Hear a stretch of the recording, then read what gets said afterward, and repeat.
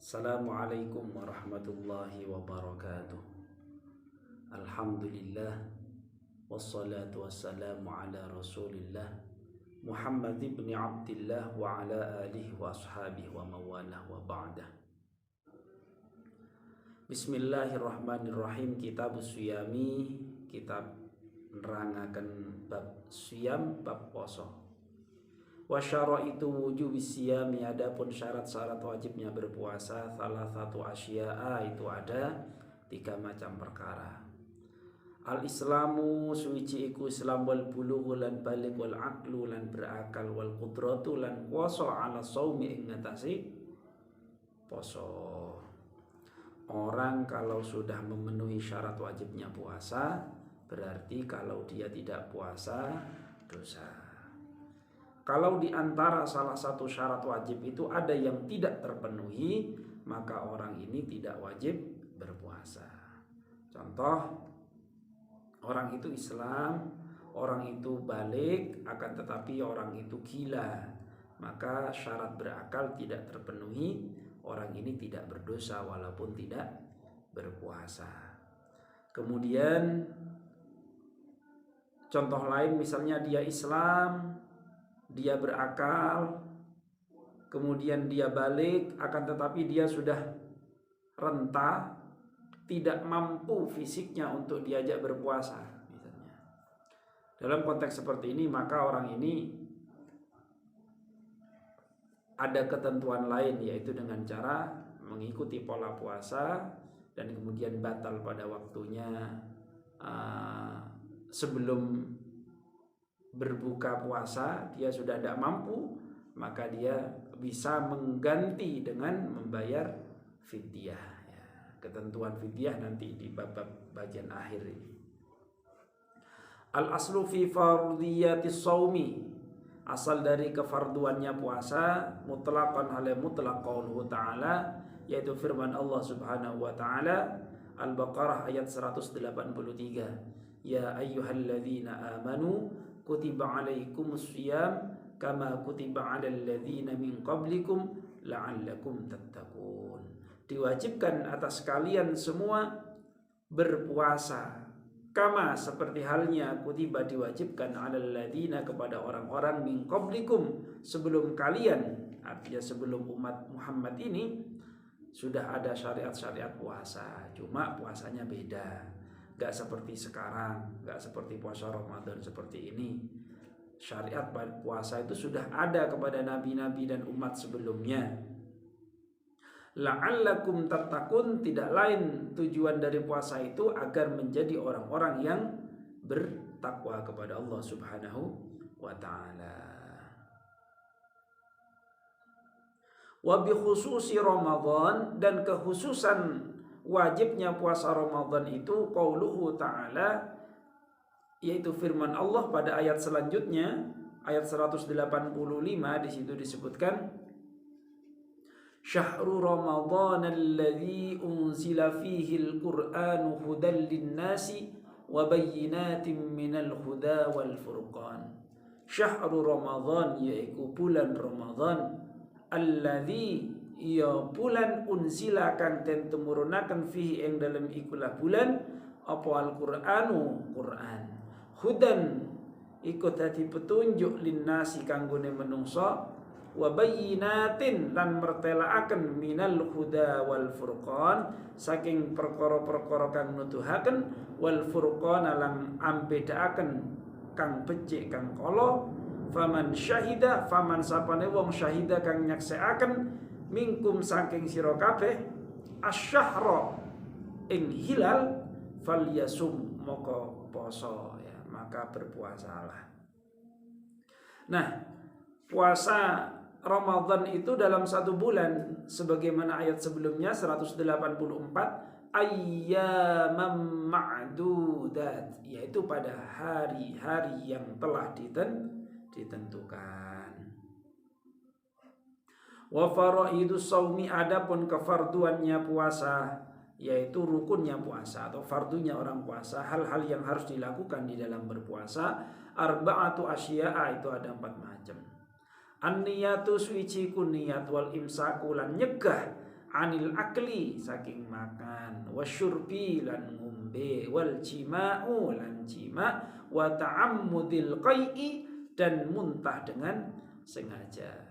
Inilah 4 hal yang harus dilakukan pokok bagi orang yang berpuasa. Apa yang pertama? Harus niat. Kapan itu niat? Ya, niat itu kalau dalam berpuasa Ramadan wajib dilakukannya adalah di malam hari. Di malam hari sebelum terbitnya fajar shadiq, ya, sebelum terbitnya fajar shadiq kulla yaumin.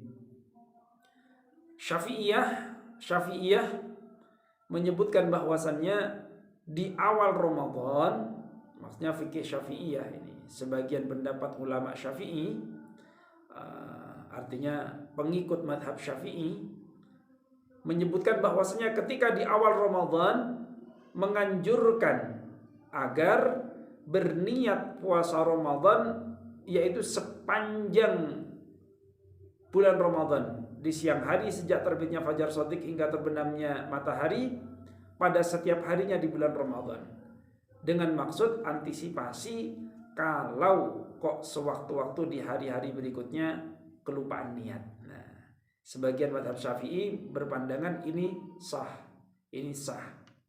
Tapi sebagian yang lain ini menyebutkan harus berniat pada setiap hari yang mau dilakukan puasa. Beda pelafatannya begini.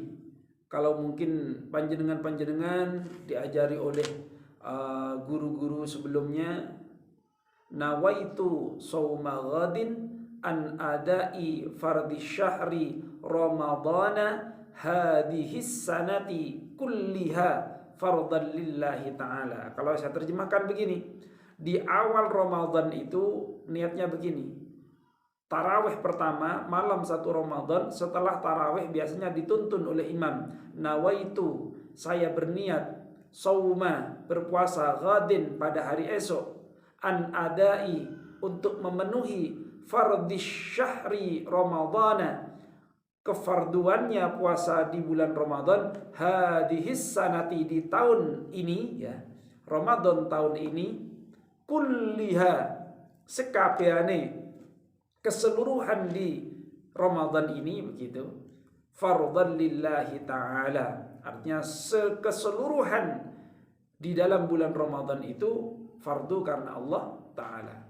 Maka baik bagi kita untuk meniru ini, melakukan niat dengan cara di awal Ramadan dalam konteks antisipasi kok barangkali di hari-hari berikutnya ada yang kelalaian, ya.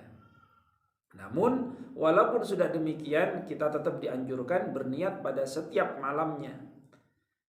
Waktunya berniat itu adalah di malam hari. Kapan malam itu? Ya semenjak berbuka, semenjak terbenamnya matahari, sampai kapan? Sebelum terbitnya fajar shadiq.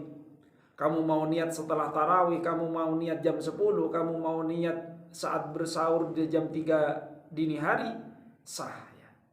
Itu kalau puasa wajib Ramadan, niatnya wajib di malam hari atau sebelumnya. Tapi kalau puasa sunnah, Anda boleh berniat lewat waktu. Contoh puasa mutlak, Anda habis sholat subuh, wiridan, ngaji Quran. Ternyata saking asiknya sudah tahu-tahu jam 10. Sadar-sadar jam 10. Dan belum makan, belum minum, gak terasa lapar. Kemudian kamu berniat, sudah jam 10 ternyata. Saya puasa sekalian. Nah, itu ndak apa-apa, ya. Itu ndak apa-apa kalau puasa sunnah, ya. Selama memang belum makan. Tapi kalau sudah sarapan baru ngomong puasa, nah ya ndak sah, ya. Itu niatnya. Wal imsaku, lafadz niat. Kalau lafadz niatnya dilakukan yang tiap malam itu, nawaitu shauma ghadin an adai fardhi syahri ramadana, ya, hadis sanati fardhan lillahi ta'ala. Enggak ada kullihanya, ya, enggak ada kullihanya. Kemudian setelah niat, wal imsaku anil akli, menahan dari makan. Orang berpuasa itu adalah menahan di waktu tertentu. Bahkan sesuatu yang halal. Makan itu kan hukum awalnya mubah. Hukum awalnya mubah, makan itu. Kalau kemudian orang dalam kondisi lemah, makanan ada, tidak terikat dengan puasa, maka bisa jadi wajib. Kalau bahkan makan dalam kondisi mubadzir atau makanannya makan haram, maka bisa menjadi haram. Makan yang sudah menjadi hak kita itu yang sebenarnya boleh di dalam konteks puasa ini ditahan, imsak. Imsak itu apa? Imsak itu secara bahasa artinya menahan. Makanya kalau di Indonesia itu ada istilah imsak, imsak, imsak. Artinya apa? Ngeker, tahan, cukup gitu loh. Maksudnya yang ditahan apa? Ya makannya wis ditahan, wis waktunya menahan diri. Kemudian minumnya juga menahan diri. Nah itu imsak. Sebenarnya waktu imsak yang sesungguhnya, ini nih biar nggak salah pahamnya. Sebenarnya waktu imsak yang sesungguhnya adalah subuh. Orang wajib imsak ketika berpuasa itu adalah masuknya waktu subuh, yaitu terbitnya fajar shadiq. Tapi cerdasnya ulama-ulama kita, utamanya di wilayah timur ini, artinya dunia belahan timur ini, kita yang adat ketimuran ini, mazhab Syafi'i terutama, mensepakati adanya waktu imsak ini 10 menit sebelum benar-benar waktu habis. 10 menit sebelum benar-benar waktunya fajar shadiq muncul. Dalam rangka apa? Dalam rangka kehati-hatian. Ya. Jadi kalau panjenengan dengar bahasa imsak, baik yang ada di televisi maupun di radio maupun media-media lainnya, imsak yang dimaksud adalah bentuk kehati-hatian bagaimana manusia yang berpuasa itu supaya benar-benar ready, benar-benar siap untuk menjalankan puasa. Kalaulah dia belum minum, tuntaskan minumnya. Kalau dia belum sikat gigi, silahkan sikat gigi. Mau siwakan, monggo silahkan. Artinya sudah waktunya bersih. Kok dengan mendengar waktu imsak kamu baru bangun, belum makan sahur, apakah boleh? Boleh. Tapi hati-hati, diperkirakan jangan sampai sedetik saja Anda masuk waktunya terbitnya fajar shadiq ternyata masih ada sebutir yang masih berproses dari lisan menuju, dari mulut menuju ke tenggorokan. Ini batal. Nah, makanya di Indonesia itu kan kadang orang adzan selisih 1 detik 2 detik itu kadang kan nggak sama. Masjid yang satu 5 detik yang lalu, masjid yang satu 10 detik yang lalu. Nah, bagi kita minum dalam 1 detik itu sudah 1 tegukan. 5 detik sudah 2 tegukan, 3 tegukan lebih. Nah, kalau itu salah bisa nggak sah puasanya. Oleh karena itu waktu imsak itu adalah bentuk kehati-hatian untuk menjaga supaya puasanya betul-betul terbebas dari waktu-waktu yang meragukan tadi. Ini sudah masuk waktunya subuh apa belum? Sebenarnya waktu imsak yang sesungguhnya adalah subuh. Kalau pada waktu imsak kok ternyata kamu masih makan, masih tinggal tiga apa namanya? 3 suapan, bisa 3 sendok, selesaikan aja 3 sendok. Tidak apa-apa. Atau kamu belum minum, selesaikan minum sampai sekiranya tenggorokanmu aman. Ya. Kalau waktu imsak, artinya ketika imsak itu kamu betul-betul hati-hati. Namun untuk kehati-hatian sebaiknya waktu imsak itu kita betul-betul gunakan. Imsak yang dalam konteks 10 menit sebelum subuh itu betul-betul kita gunakan untuk menjaga diri, kehati-hatian kita agar tidak jadi orang yang sembrono di dalam menjalankan syariat ya. Jadi sekali lagi menahan puasa, menahan diri dalam konteks puasa itu dilakukan sejak terbitnya fajar shodiq atau masuknya waktu subuh sampai terbenamnya matahari. Wal aklu wasyurbi, imsaku anil akli, ya, menahan diri dari makan. Anis syurbi, menahan diri dari minum. Wal cima'i, termasuk cima. Orang suami istri itu berhubungan badan itu kan halal, bahkan ibadah. Tapi kalau di bulan Ramadan, di siang hari, sejak terbitnya fajar shodiq atau sejak subuh sampai maghrib atau terbenamnya matahari, ini haram. Ya. Ini tidak boleh bagi orang yang menjalankan puasa di bulan Ramadan. Ya. Kalaulah dia sedang tidak puasa di bulan Ramadan, tetap nggak boleh, ya. Nggak puasa karena apa? Nah, ini lihat dulu, ya. Kemudian apabila gini nih tentang jima nih.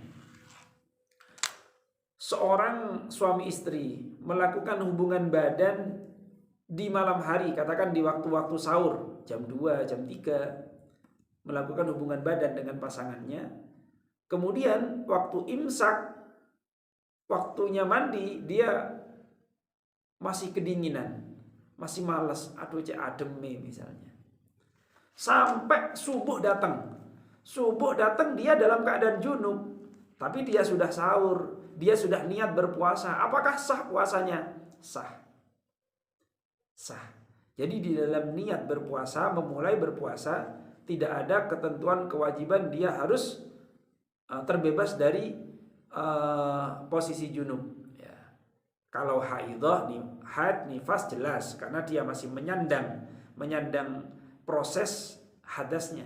Tapi sedangkan orang yang junub, hubungan intimnya sudah selesai tapi dia belum bersuci saja, ya, belum bersuci sampai lewat subuh.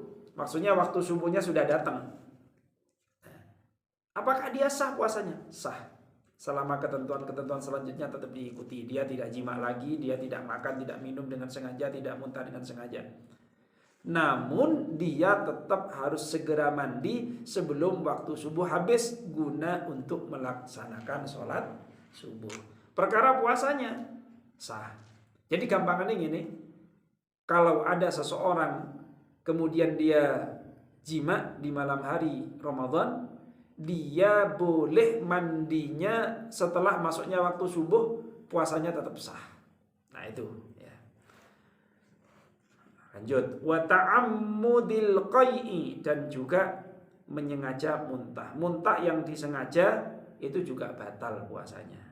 Artinya nggak oleh menyengaja muntah. Loh, adakah orang menyengaja muntah? Oh, iso ae. Saya dalam konteks tidak sedang berpuasa pernah berusaha untuk muntah. Kenapa? Perut ini rasanya mual, mungkin salah makan atau apa. Kemudian saya rangsang dengan cara tertentu supaya isi perut itu muntah. Dan ternyata betul, setelah berhasil muntah, mualnya hilang, ya, mualnya hilang. Karena habis makan makanan tertentu yang mungkin tubuh mengalami resistance, mengalami perlawanan, tidak cocok barangkali makanan tersebut atau mengandung zat-zat tertentu yang tidak mampu beradaptasi dengan tubuh tersebut, ya. Dengan cara misalnya telunjuk ini dimasukkan tenggorokan agak bagian ujung, ternyata mual-mual muntah, ya. Itu bisa, ya. Kalau dalam puasa sengaja seperti itu batal. Bagaimana kalau muntah kendaraan misalnya? Kalau engkau naik kendaraan tujuannya bukan untuk muntah, ya tidak batal, ya. Selama muntahnya nggak kamu telan, ya. Tapi kalau kamu sudah sadar, setiap kamu naik kendaraan pasti muntah begitu, ya, pasti muntah begitu. Dan kamu sengaja, wah ini pasti muntah ini, ya. Tak naik kendaraan, ya ini berarti disengaja, ya. Artinya disengaja. Kecuali kamu memang niat safar, ya, niatnya niat perjalanan jauh, naik kendaraan ya tentu. Nah, maka hal demikian hal lain lagi tentang rukhsah, ya, tentang keringanan, ya. Bab keringanan, bab rukhsah sudah saya bahas di pengajian yang lain, ya.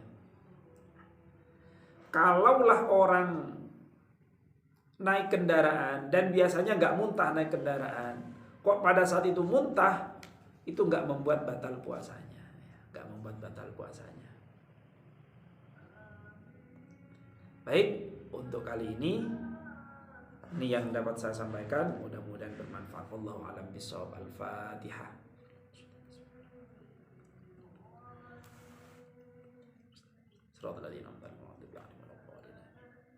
Wassalamualaikum warahmatullahi wabarakatuh.